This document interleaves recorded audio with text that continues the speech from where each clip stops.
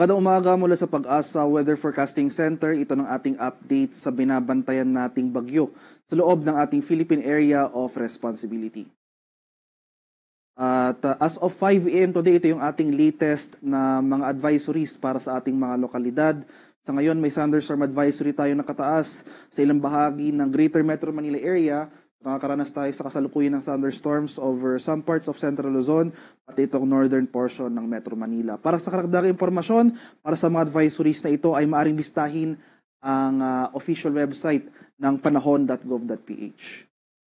Para naman sa ating latest satellite imagery, yung latest location natin para kay Bagyong Bising, kanina alas 4 ng umaga ay nasa layong 405 kilometers north-northwest ng Itbayat, Batanes. Ito ay may taglay na lakas ng hangin na malapit sa gitna na umaabot ng 130 km per hour at pagbugso na umaabot ng 180 km per hour. So isa itong typhoon at kasalukuyang gumagalaw northeastward sa bilis na 25 km per hour. So kahit na nasa loob ito ng ating PAR, ay malayo na ito sa ating kalupaan at wala nang direktang epekto sa namang bahagi ng ating bansa.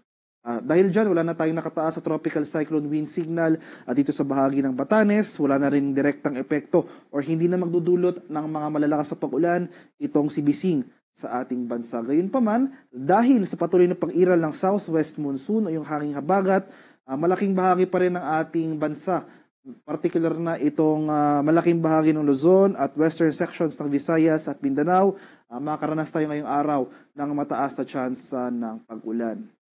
Sa nalalabing bahagi ng ating bansa dito sa area ng Bicol Region, itong central and eastern sections ng Visayas at sa Mindanao, ay mas maaliwala sa panahon na ating inaasahan maliban na lamang sa mga biglaan at panandaling pag-ulan na dulot ng thunderstorms. At ito naman yung ating latest forecast track and intensity para kay Typhoon Bising. So kagabi, or 11 p.m. yesterday ay pumasok ng ating Philippine Area of Responsibility itong sentro ng mata ni Bagyong Bising. At kinalaunan ay naglandfall ito sa southwestern portion ng Taiwan 11:50 p.m. yesterday. So sa ngayon, yung latest location nga natin ay nandito na ito sa bahagi ng Taiwan area. Inasahan natin na for the next 24 hours magpapatuloy yung generally northeastward na paggalaw ng nasabing bagyo. So habang binabaybay nito ang landmass ng Taiwan. So tomorrow or mamayang umaga, posible itong lumabas ng ating Philippine Area of Responsibility, particular dito sa northern boundary ng ating PAR. So pagsapit naman ng bukas, itong si Bising ay papasok or magre-recurve northwestward at posibleng maglandfall muli dito sa area ng Eastern China. So muli, for the next 24 hours, magpapatuloy yung northeastward na paggalaw ni Bising. Bukas, posibleng mag-recurve ito at maglandfall muli sa Eastern China. At beyond that, ay magpapatuloy yung tuluyang paghina ni Bising. Possible, isa na lamang itong low pressure area by Wednesday habang binabaybay nito ang landmass ng mainland China.